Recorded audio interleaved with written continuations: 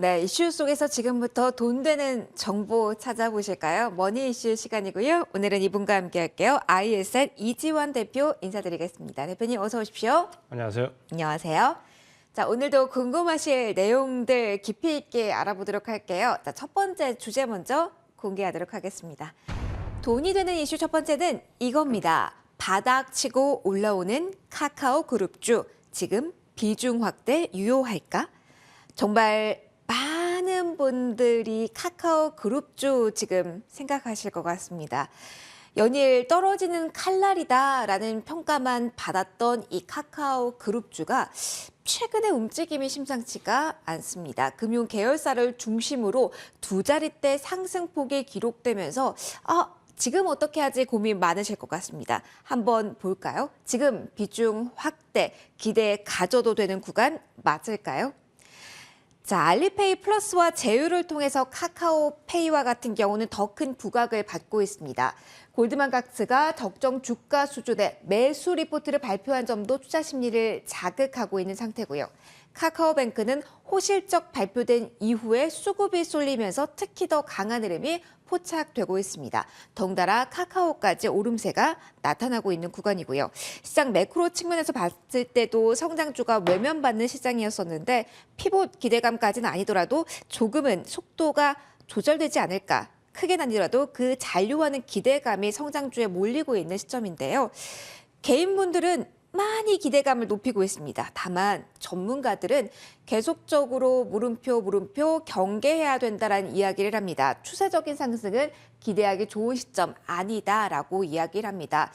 개별적인 악재가 또 있긴 하겠지만 카카오 성장주에 역시 우호적인 환경 아니고 광고에 있어서 소비 심리가 계속 유축됐기 때문에 이도 브레이크 그리고 전반적으로 봤을 때 경쟁이 격화되고 있는 시점이기 때문에 모멘텀 모르겠다라는 분석들이 많습니다. 그런데 일각에서는 이렇게 부정적인 의견이 많이 나올 때가 오히려 매수 기회고 더 잘 갈 거다 기대감이 더욱더 팽배해졌을 때가 매도 타이밍이다라는 이런 말이 개인분들 사이에서는 있잖아요. 그래서 궁금합니다. 바로 질문 드릴게요. 대표님께서도 비슷하게 생각하시는지 궁금합니다. 지금 기대감은 몰리고 있는 건 맞는 것 같은데요. 대표님께서도 지금 아직까지도 추세적 전환은 아니다. 아직도 경계해야 된다. 이런 입장 주실까요? 의견 듣고 싶습니다. 일단 이제 카카오는 사실 지금도 아주 뜨거운 감자입니다. 우리가 작년에 이제 팬데믹 때도 워낙 주가가 가파르게 올라가면서 굉장히 개인들 매수세가 크게 유입됐는데 최근에 우리 시장에서 수급이 바뀌기 시작한 게 외국인들이 9월 29일 정도부터 수급이 바뀌기 시작했습니다. 그러니까 이 이후에 주가가 이제 상승하면서 바닥을 짚는 종목들이 많이 나오는데 최근에 9월 29일 이후에 우리 시장에서 개인들이 가장 많이 매수했던 종목들을 한번 살펴보면 역시 카카오와 카카오뱅크 그리고 네이버가 상당히 순위가 앞쪽에 형성이 되어 있습니다. 그러니까 이런 부분들을 본다면 여전히 이제 카카오가 굉장히 이제 뜨거운 감자다라고 볼 수도 있는데 결론부터 말씀을 드리면 지금 이제 좀 신중할 필요가 있습니다. 먼저 최근에 이제 주가의 반등을 어떻게 볼 것이냐라는 부분을 보면 일단은 이제 카카오페이가 상당히 급등을 하면서 불을 좀 질렀고 요거는 이제 중국의 알리페이와 제휴를 하면서 하나의 모멘텀이 형성이 됐고 카카오뱅크가 생각보다 실적이 3분기가 나쁘지 않게 나왔습니다. 그러니까 이런 부분들이 최근에 이 바닥권을 형성하는 종목에서 카카오도 역시 이제 반등에 동참하고 있다. 하지만 이제 우리가 이거를 펀더멘탈적으로 좀 구조적으로 본다면 지금 현재 카카오가 가진 가장 큰 취약점은 역시 이제 디지털 광고 시장이 둔화되고 있다는 부분인데 이 부분은 미국의 지금 현재 구글이나 페이스북도 다른 기술주와 다르게 얘는 이제 급락하는 모습을 보여주는 게 거의 유사합니다. 그러니까 오히려 주가 차별화가 조금 더 미국 시장에서 심해지고 있다라고 좀 보여야 될 것 같고 또 하나는 이제 최근에 정전 사태와 관련돼 있는 부분에서의 보상액이 500억 정도 예상을 하고 있습니다. 500억 정도면 이제 연으로 따질 때 영업이익의 전체 한 8% 내외 정도가 될 것 같은데 작지 않은 영업이익이 손실이 발생하게 됩니다. 그리고 이제 자회사 덕분에 최근에 주가가 좀 반등했지만 사실 카카오 게임즈나 카카오뱅크가 4분기 이후 실적에서 그렇게 우호적인 점수를 받지 못하고 있습니다. 특히 이제 카카오 게임즈 같은 경우는 최근에 자회사 상장 논란까지 있었지만 전반적으로 이익 시는 하향 조정되고 있습니다. 지금 보시는 이제 카카오의 전반적인 플랫폼과 컨텐츠 내에서의 수익 구조를 좀 본다면, 매출 비중을 좀 본다면, 플랫폼 내에서는 여전히 카카오톡에서의 광고 시장이 가장 큰데, 이 부분이 이제 정체된다라는 것은 전반적으로 크게 모멘텀이 작용하기 어렵다라는 부분이고, 오른쪽에 보시면 이제 컨텐츠 관련된 부분에서의 매출 비중을 보시면, 역시 이제 게임과 관련된 매출이 가장 큰 부분을 차지하고 있습니다. 근데 지금 현재 말씀드린 것처럼 카카오 게임즈를 비롯해서 게임에 대한 4분기 이익 전망치가 계속해서 하향 조정되고 있기 때문에 이 플랫폼과 컨텐츠 양쪽에서 모두 크게 이제 모멘텀을 강하게 받기는 상당히 어려운 모습입니다.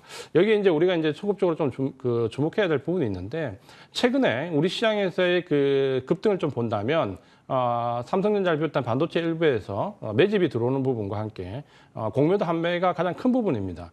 최근 이제 낙폭이 컸던 뭐 화장품이나 화학 쪽에 공매도 판매가 굉장히 많이 들어오는데, 그렇게 본다면 이제 네이버나 카카오도 사실 공매도가 강하게 유입돼야 되는 상황인데도 불구하고, 지금 현재 카카오의 그 공매도 추이를 좀 본다면 오히려 지금 다른 그 섹터 비중에서 공매도가 확연히 줄어든 데 비해서 카카오는 공매도 비중이 최근에 계속 두 자릿대 18%, 17%대를 계속 유지를 하면서 상당히 공매도 물량이 반등과 무관하게 많이 쌓여가는 모습을 보여주고 있습니다. 그러니까 이런 부분들을 본다면 카카오가 추세적으로 지금 상승 전환한다라고 보기는 조금 어려울 것 같고, 지금 현재 증시의 반등과 함께 베어마켓 랠리의 성격이 짙은 기술적 반등이라고 본다면 이번 반등을 활용해서 비중을 조금 줄여 나가시는 게 좋을 것 같다라고 말씀을 드리겠습니다. 그러면 사실 개별적인 모멘텀에 기대를 가지시는 분들, 특히 언급을 대표님께서 해주셨지만 금융 계열사 같은 경우는 그래도 모멘텀에 대한 기대가 살짝 있거든요. 조금 차별화된 그룹주 내 종목을 하나 꼽아주실 수 있으신지, 있다면 추세까지는 아니더라도 단기적으로 조금 탄력이 있을지 궁금하네요. 물론 이제 그 안에서 카카오나 카카오페이나 카카오뱅크에서 굳이 이제 라고 하면 지금은 펀더멘탈적으로 접근하기는 어려울 것 같고요. 이게 단기 모멘텀을 접근하셔야 되는데, 단기 모멘텀을 보신다면 카카오페이 쪽으로 아무래도 알리페이가 그 제휴되는 이쪽으로 접근하시는 게 단기 거래를 좀 하시는 데 유리하실 것 같고, 우리가 이제 주가라는 것은 펀더멘탈에 이제 기반해서 모멘텀이 어떻게 이제 추가되느냐 여부를 좀 봐야 되는데, 지금 이제 안타까운 거는 좀 전에 말씀드렸던 것처럼 이거는 카카오만의 문제가 아니라 지금 이제 구글이나 페이스북처럼 커뮤니케이션 관련된 회사들의 전반적인 업황이 굉장히 어렵기 때문에 주가에 급락이 이어지는 가운데서 모멘텀을 좀 찾기는 어렵다는 부분을 좀 강조를 드리겠습니다. 대표님께서도 경계감을 가질 필요가 있다. 이 반등을 활용해서 오히려 비중을 줄이자라는 조언을 주셨습니다. 자, 이제 두 번째 이슈로 저희 넘어가도록 할게요. 돈이 되는 이슈 두 번째는 이겁니다. 최근 대형 IT주 골고루 돌아가면서 이슈화되고 있는데요. 오늘은 삼성전기 이야기를 해볼 겁니다. 서버용 FCBGA 첫 출하, 하이엔드 시장 잡는다.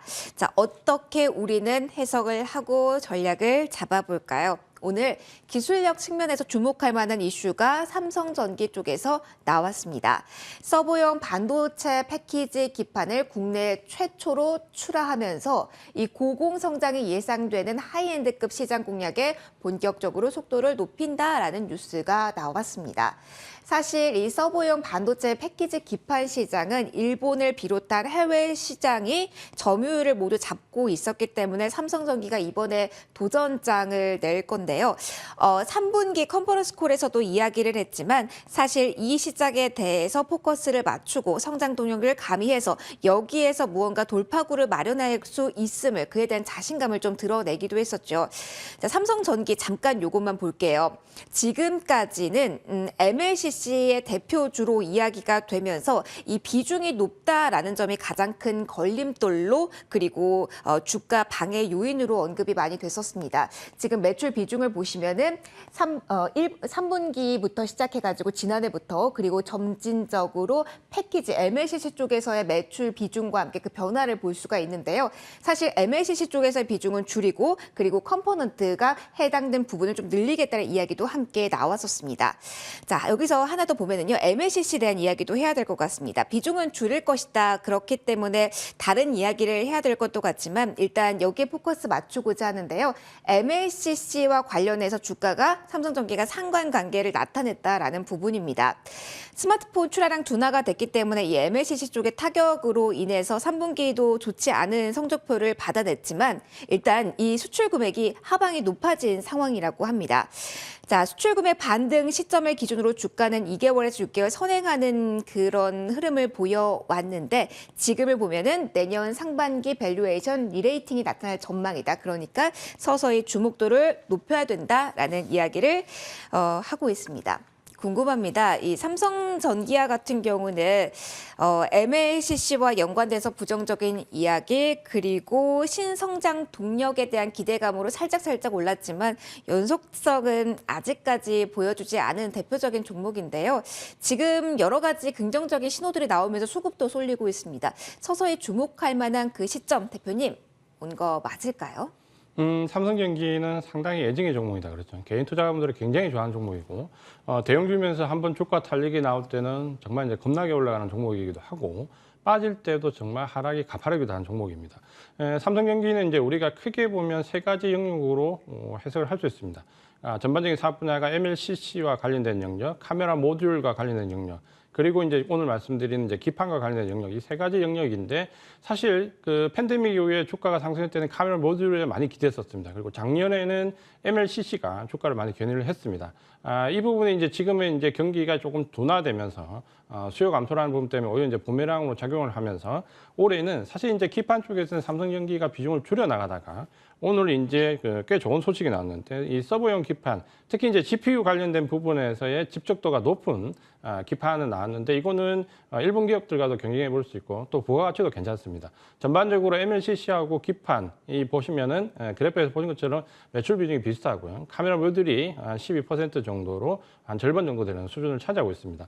먼저 이제 MLCC에 대해서 좀 보면 작년에 이제 주가를 상당히 많이 견인했는데 이 MLCC와 카메라 모듈은 전통적으로 스마트폰 판매량에 많이 기대해 왔습니다. 그러니까 경기가 침체되면 이제 아무래도 스마트폰 판매량이 감소하기 때문에 이 부분에 대한 우려감이 큰데 사실 이제 주가에 비해서 삼성전기가 그렇게 나쁜 편은 아닙니다. MLCC와 관련된 부분에서도 과거에 이제 재고 사이클과 비교하면 MLCC 후퇴되는 그 판가 인하에 비해서 재고량은 상당히 작은 편이거든요. 그러니까 삼성전기가 MLCC 업황은 좋지 않은데 나름대로 관리는 잘했다 이렇게 좀 평가를 해야 될 것 같고요. 특히 이제 MLCC와 카메라 모듈에서 기존의 스마트폰뿐만 아니라 전장 부품 쪽으로 영역을 많이 확대해 나가고 있습니다.